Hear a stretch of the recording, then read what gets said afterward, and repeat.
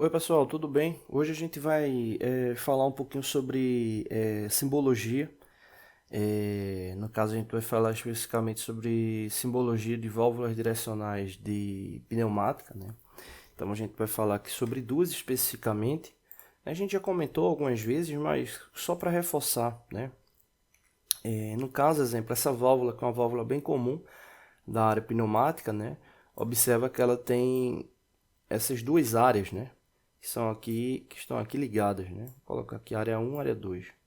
O que é que essas áreas significam? Essas áreas, elas representam a condição de passagem das mesmas, ou da mesma, né? Então, no caso, ela tem duas condições de passagem, né? Ou seja, ela tem duas posições, né? Duas posições possíveis. Então, quando ela for acionada, ela vai estar ou na posição um ou na posição 2.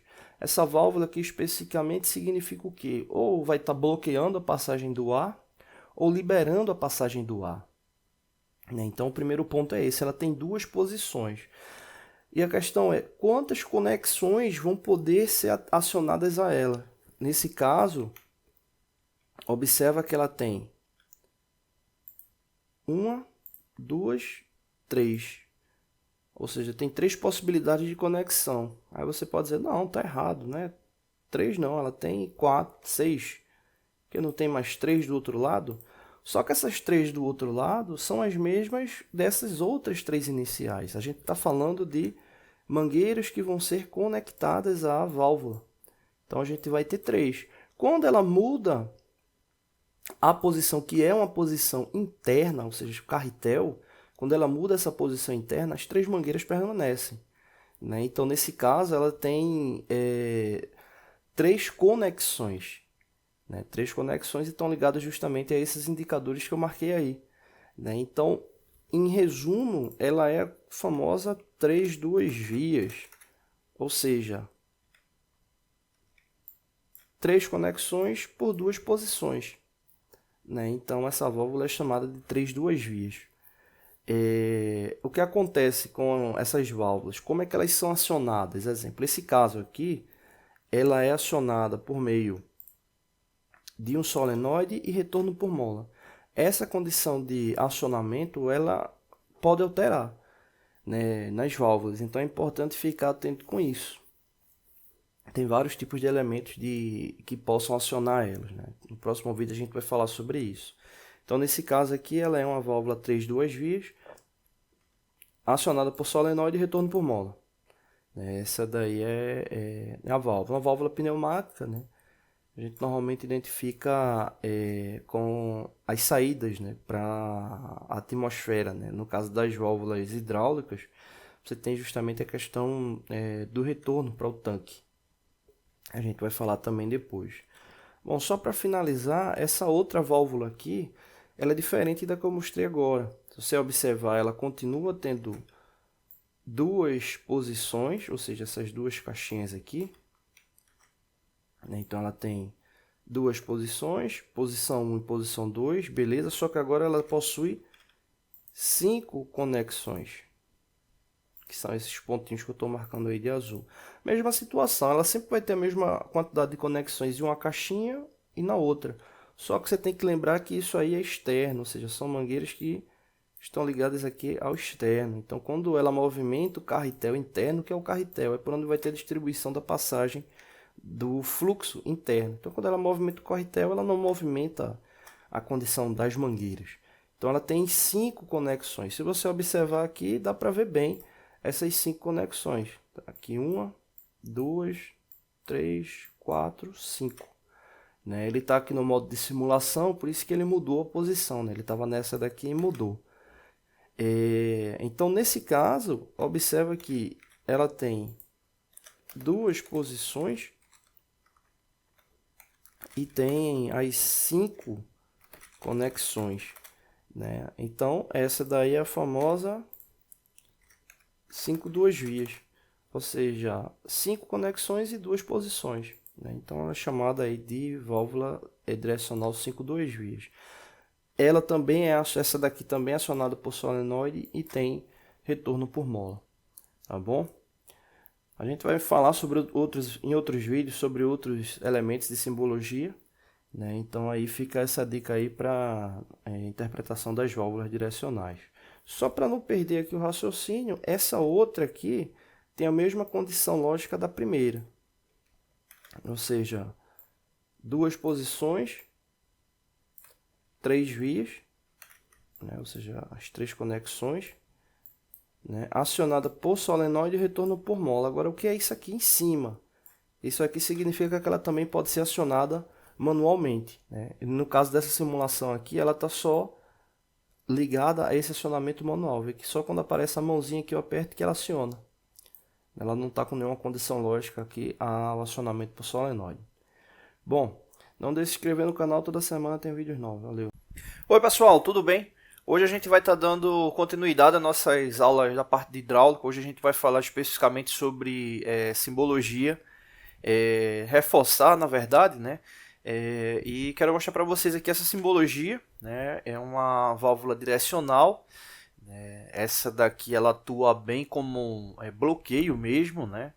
E a lógica, né? Para quem viu as nossas duas aulas falando sobre simbologia de pneumática, a lógica é a mesma, né? Nesse caso aqui, o que acontece? Observa que a válvula aqui direcional ela tem essas duas caixinhas, né, aqui indicadas. Essas duas caixinhas significam as duas posições possíveis dela, né? Ou seja, dentro do carretel dela, né? Então a gente tem com essa válvula uma posição possível, duas posições possíveis, né? Então no caso ela só tem duas posições possíveis, né? E nesse caso aqui, uma é liberando a passagem, outra o bloqueio, né? Então ela é bem similar aí as torneiras que a gente tem na nossa casa, né? O que diferencia aí é que você não tem regulagem de fluxo, né? Ou a válvula vai estar aberta ou fechada, garantindo que tem o deslocamento volumétrico completo de passagem, né, do fluido da bomba para o sistema. Bom, então analisando esse primeiro ponto, a gente já sabe que tem duas posições, né, que são essas daqui, e a outra questão é a quantidade de vias. As vias são justamente as conexões. Se você observar aqui, a gente tem duas conexões possíveis, né? Então ela tem duas posições por duas conexões possíveis, né? Ou seja, duas vias possíveis, né? E aí muita gente pergunta, tá, o que? Ela tem duas de um lado e também tem duas do outro. Então não é quatro conexões ou quatro vias. Você deve lembrar sempre que esse deslocamento ele é do carretel, então é um deslocamento interno. As conexões elas são externas, né? Então ele não tem quatro conexões externas, ele só tem duas conexões, né? Ou seja, para cada... Vou acionar aqui no simulador para você observar, né? O que é que acontece é que o fluido está chegando nesse ponto e aqui ele está bloqueado, ele não está passando, né? Você pode observar aqui pela simbologia que tem esse espaço aqui indicando que não tem a passagem, né? Então quando a válvula é acionada, observa que o cilindro avançou e ela mudou a condição dela, né? Ou seja, ela passou, né, liberou a passagem do fluido porque mudou internamente a posição que estava bloqueada para uma posição de passagem, né? Ou seja, o carretel dela deslocou, né? Então ela só tem duas vias de passagem, né? Então nesse caso ela é uma válvula conhecida como duas vias, né? Ou duas posições por duas vias, né? Então é o tipo de válvula, né? O que muda dessas válvulas é a questão dos acionamentos, né?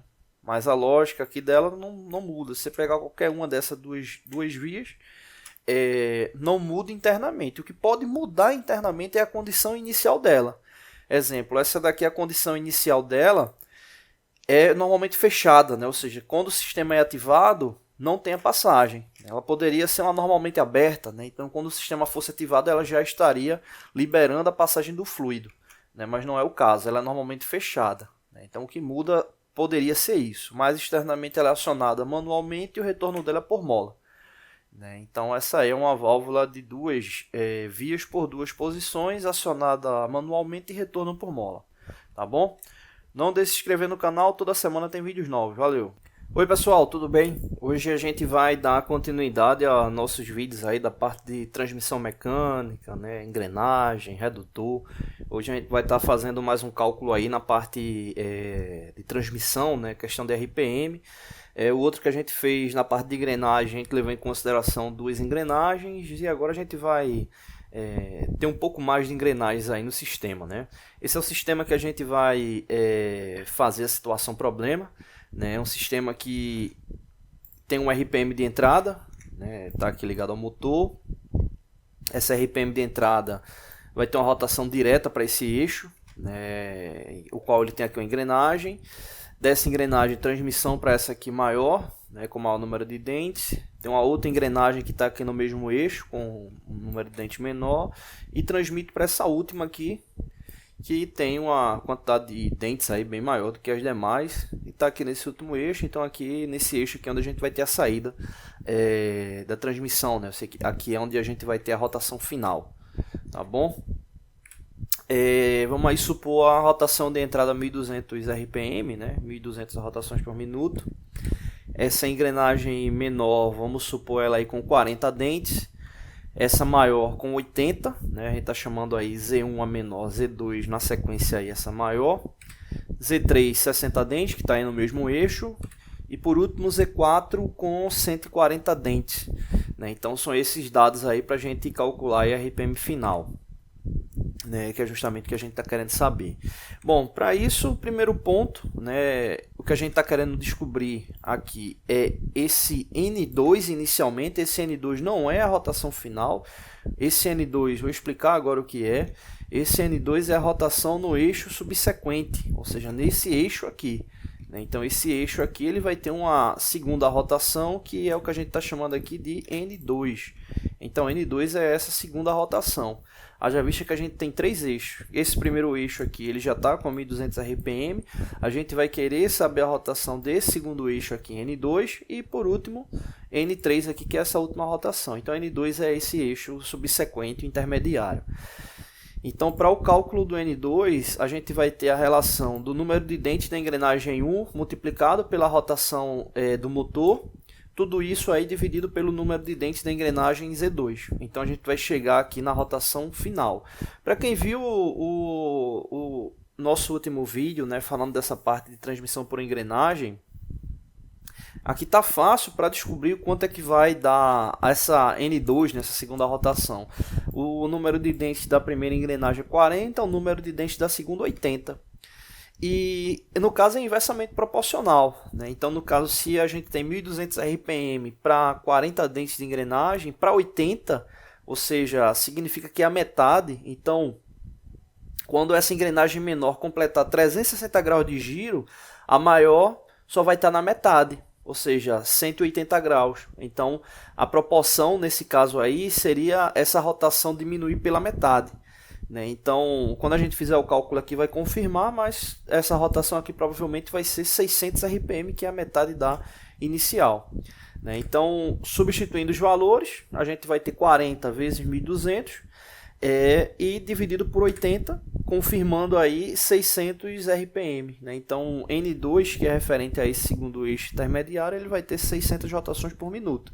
O que é que eu vou fazer com N2? Guardar esse valor, porque a gente vai utilizar ele para o cálculo do N3, que é a terceira rotação, né? Então no caso do N3 tem um detalhinho que é importante, que é o seguinte: a gente agora vai utilizar Z3.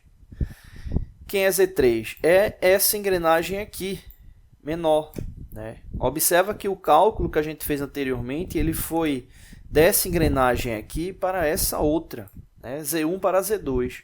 E agora a gente vai usar Z3. Por que Z3? Porque está no mesmo eixo, né? E essa última engrenagem aqui, a Z4, ela está engrenando na Z3 e não na Z2, né? Então o que é que acontece? Quando o giro dessa engrenagem menor, Z1, passou para a outra engrenagem, né, no caso a Z2, o giro ele ficou no eixo aqui. Então 600 RPM ele está a esse eixo aqui, N2, né? Então essa engrenagem com 80 dentes para a sequência do cálculo já encerrou o ciclo dela. Agora o que me interessa é saber essa rotação, que no caso a gente já sabe, que é 600. Então o que é que a gente vai ter agora? Essa engrenagem menor para a maior, né? Então, agora eu vou pegar essa relação da rotação que a gente já tem, que é 600. Então, a gente vai ter 600 RPMs aí de entrada dessa engrenagem Z3, que tem 60 dentes, para a engrenagem Z4, que tem 140 dentes. E aí eu já vou calcular N3, que é a última rotação, né, que vai estar ligada a essa engrenagem maior. Então, substituindo os valores, a gente vai ter 60 dentes, né, dessa engrenagem Z3 multiplicado por 600, que é a rotação desse eixo.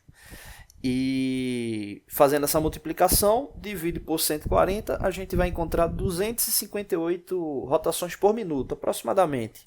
Então, essa aqui é a rotação final. Essa aqui é a rotação final desse eixo. Então, esse N3 aí é igual a 258 RPM. Então a gente tinha um RPM inicial de 1.200 RPM e a rotação final 258 RPM. Inicial 1.200. Então a rotação teve uma redução grande de entrada para saída. Se a gente for dividir aí 1.200 por 258, dá quase uma relação aí de 6:1. Ou seja, a cada 6 giros do motor eu teria um giro no final do redutor, ou seja, no último eixo, aproximadamente. Então a gente teria aí quase uma relação de 1/6, 1/6 aí para essa relação de redução, ou como preferir também 6:1. Bom, é isso. Não deixe de se inscrever no canal, toda semana tem vídeos novos. Valeu! Oi pessoal, tudo bem? Hoje a gente vai estar dando continuidade nos nossos vídeos aí da parte de metrologia. Hoje a gente vai estar fazendo aí uma análise de tabela de tolerância, de ajuste. A gente já fez alguns vídeos referente a isso, mas é um assunto que hora ou outra sempre o pessoal aí comenta para a gente estar falando, Então a gente vai tomar como base aí um fragmento da tabela de tolerância de ajuste, esse fragmento aí retirado aí, do livro Manual de Tecnologia Metal Mecânica, livro muito bom, que tiver a oportunidade de ter esse livro aí, adquirir ele, vale a pena. Bom, e aqui o que é que a gente vai fazer? A gente vai fazer aqui uma suposição de análise e entender aqui as variáveis, Vamos supor o seguinte, que a gente vai ter uma montagem de um elemento, Vamos fazer aqui um eixo, supondo, deixa eu só mudar a cor aqui dele. Vamos supor aqui que a gente vai ter a montagem aqui de um eixo, e essa montagem desse eixo ele vai estar ligado a um furo, fazer aqui, pronto, tá ótimo aí, desalinhou, pronto, tá bom.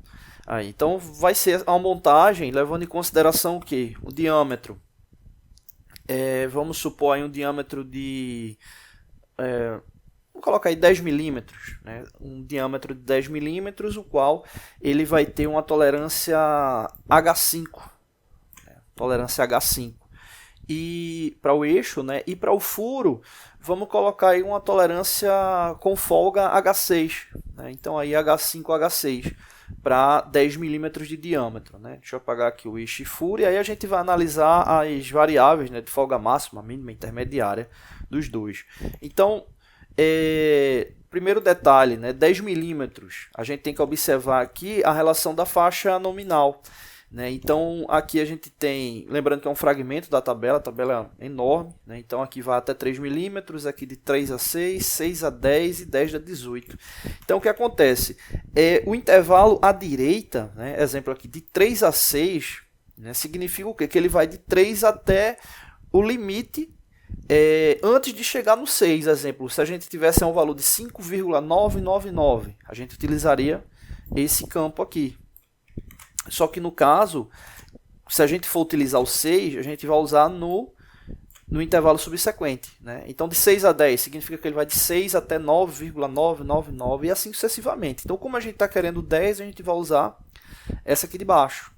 Então essa aqui é a referência que a gente vai estar utilizando. Tá bom? A tolerância que a gente está querendo é o H5, Para eixo, lembrando que para eixo é letra minúscula, então nesse caso aí ele vai ficar H5 com a montagem com o H6. Então para o furo, letra maiúscula. né? Então esse aí é o padrão. Então como é 10 milímetros e é o H5i e o H6, né? O H6 já está aqui do lado, vai ficar fácil para a gente que vai ser esses dois aqui, né? Então são essas duas situações. Então vamos colocar aqui para o eixo. O que é que significa? O eixo de 10H5, vamos colocar aqui 10H5, ele tem uma variação de 0, vou colocar aqui uns tracinhos, de 0 até menos 8. Deixa eu mudar aqui, deixa só um espaço mesmo para não confundir. De 0 até menos 8. Menos 8 o quê? É milésimos de milímetro, né? Então tem que ficar atento com isso.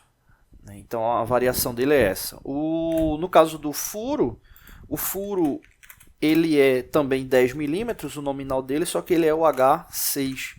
Né? Então no caso, furo tem que ser maiúsculo. E no caso do furo, ele vai de mais 11 até 0. Né? Então essa é a variação. Então o que significa aí na prática? Se você for fabricar esse eixo, aí ele vai poder variar de 9,991 até 10 milímetros. Né? Então esse aqui é o campo de tolerância. Corrigir aqui. Ele vai de 9,992 até 10 milímetros. Porque eu corrigi aqui o 9, que eu tinha colocado 9,991. É porque é menos 8. Tá aqui, menos 8. Então, o que é que a gente vai ter como é que a gente vai encontrar esse valor aqui? É só pegar o valor nominal, que está aqui indicado 10 milímetros, e subtrair do menos 8 milésimos de milímetro, né? Então, esse menos 8 ele representa isso aí. Né? Então, subtraindo 10 de menos 8 milésimos de milímetro vai dar 9,992. E o 10 veio da onde? O 10, né, supondo que a gente fosse subtrair do zero. Né? O professor de matemática vai se reclamar comigo. Então, 10 menos 0 vai dar 10. Né? Então, essa é a variação para o eixo. Ou seja, ele pode ir de 9,992 até 10 milímetros. Né? Então, qualquer valor dentro dessa faixa está correto aí o parâmetro do eixo. Lembrando sempre que existe um termo chamado de confiabilidade metrológica, o qual, quanto mais próximo ao centro da medida, mais confiável vai estar. Exemplo, uma medida com 9,996 e uma medida com 9,992, que é o limite, a com 9,996 é mais confiável. Bom, no caso para o furo, ele é 10H6 e ele vai mais 11 e 0. Então, mais 11 significa o quê? Que ele vai vou colocar logo pelo 0, vai ficar melhor. Então, é como se a gente tivesse 10 mais 0. Né? Então, 10 mais 0 vai dar 10. Então, o eixo ele pode variar, ou o furo ele pode variar de 10 milímetros até 10,011.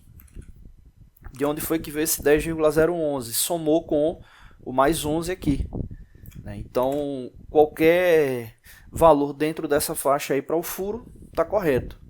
Né? Então, se durante o vídeo aí eu confundi alguma vez eixo com furo falando, leve em consideração que está aqui escrito aqui que é o que está correto, tá bom? Então, para o eixo 10H5 minúsculo, a indicação é de 0 a menos 8, né? Então a faixa dele é de 9,992 milímetros até 10 milímetros. O 9,992 surgiu da subtração com menos 8. O 10 da subtração do 0. Né? 10 menos 0, 10. O furo, mais 11 e 0. Então a gente vai ter 10 milímetros mais 11 milésimos de milímetro, ou seja, 0,011. Então 10 mais 0,011 vai dar 10,011 e 10 mais 0 igual a 10. Né? Então aí tá os valores. Na prática, o que isso significa? Observa que a montagem dele aqui está indicando que é uma montagem com folga. O que significa isso na prática? A montagem do eixo em relação ao furo, vamos supor aqui, eles não vão poder ultrapassar os valores. O que significa?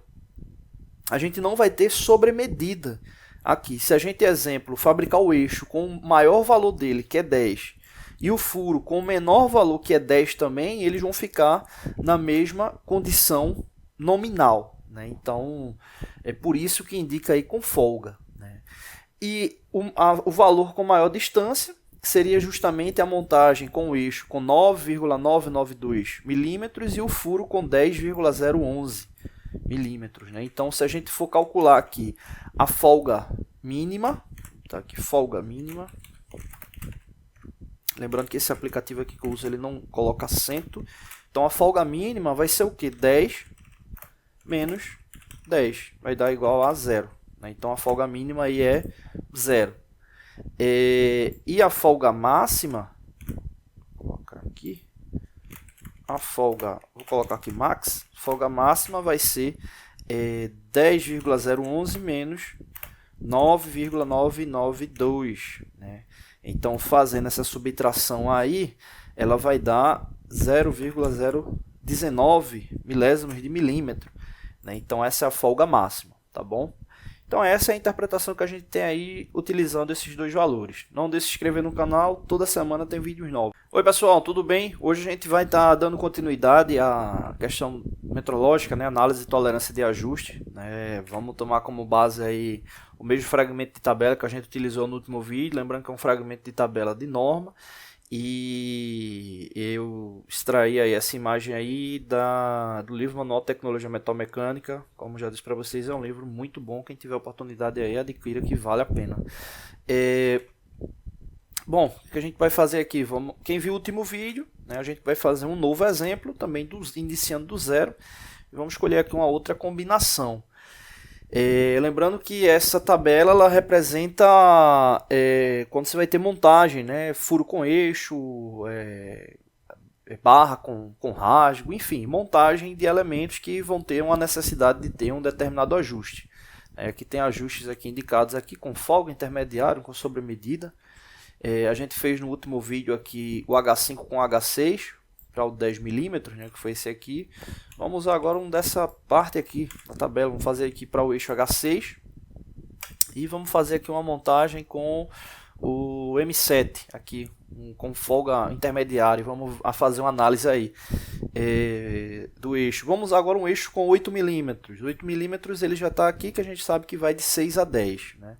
Então é nessa região aqui. Então a gente vai ter esse valor aqui e esse aqui, né? São os dois. Então vamos primeiro aqui para a interpretação dos valores. Vamos colocar aqui para o eixo 8 milímetros, né? O diâmetro nominal dele. Então a variação dele é de 0 até menos 9, né? Para o eixo. Para o furo, a gente vai ter ele é também 8 milímetros, né, o nominal dele. A variação dele é de 0 até menos 15, né, da montagem aí do H6 e do M7. Lembrando que o H minúsculo, eixo, o M maiúsculo, furo. Ok? Nesse caso, vamos analisar agora os valores máximo e mínimo para o eixo.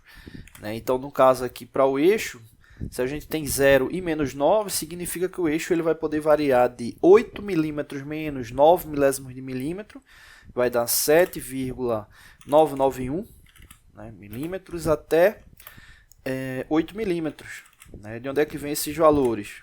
8 menos 0,009 e 8 menos 0. Né? Então, é de onde veio esses dois valores aqui. Bom, vamos fazer aqui logo para o furo também essa análise, né? Então, no caso, o furo é 8 milímetros e ele é 0 e menos 15. Então, 0 e menos 15 significa o quê? Que o menor valor para o furo vai ser 8 menos 15, né? Então, vai dar 7,985, né? Menos 15 milímetros. Ou menos 15 milímetros, ou menos 15 milésimos de milímetro, e 8 também menos 0, né? Então 8 milímetros. Então são esses os valores possíveis aí para a fabricação do eixo e do furo, ou seja, valores corretos. Na prática, o que significa? Se for fabricar esse eixo, ele pode variar de 7,991 até 8 milímetros. Se for fabricar esse furo, ele vai poder variar de 7,985 até 8 milímetros. São essas as variações possíveis. Então, vamos aqui para análise de folga, né? Vamos colocar aqui folga máxima. Lembrando que esse aplicativo ele não coloca acento, então a folga máxima, o que vai ser aqui da subtração? A gente vai levar em consideração o maior valor do furo em relação ao menor valor do eixo, né? Então, o maior valor do furo é 8 milímetros, né, que ele está aqui indicado, e o menor valor do eixo é 7,991. Então, nesse caso aí, é só fazer a subtração de um pelo outro, né? Então, nesse caso aí, 8 menos 7,991 vai dar igual a... Vou colocar aqui o valor. Vai dar igual a 0,009. Né? Então, essa aí é a folga máxima. E a folga mínima, vou colocar aqui do lado. A folga mínima aí, observa o seguinte. O menor valor do furo, que no caso é 7,985, e o menor valor do furo e o maior valor do eixo. Então, observa que o que é que acontece aqui. Nessa montagem, o eixo ele pode ficar maior do que o diâmetro do furo. Então, como é que você vai montar um eixo? Né? Vou fazer aqui um exemplo. Um eixo, vamos supor que seja um eixo e o furo ele seja menor. Né? Como é que ele vai montar? Né? Então, aí é uma relação de montagem com sobremedida de material. Né? Então, quando tem essa variação, é possível fazer montagem assim? Existem processos de montagem que levam em consideração contração térmica, dilatação térmica, enfim. Então, nesse caso aqui, a folga mínima vai ser igual a o eixo com 8 milímetros e, nesse caso, o furo com 7,985. Né? Se a gente subtrair um pelo outro, vai dar 0,015. Só que agora, vou colocar aqui ele negativo, significando que ele tem sobremedida. Né? Significando que ele tem sobremedida. Tá bom? Então, nesse caso aqui, significa que nessa montagem aqui, pode ser que quem vai montar encontre uma diferença do furo para o eixo aí de 0,015 milésimos de milímetro. Tá bom? Não deixe de se inscrever no canal, toda semana tem vídeos novos. Valeu!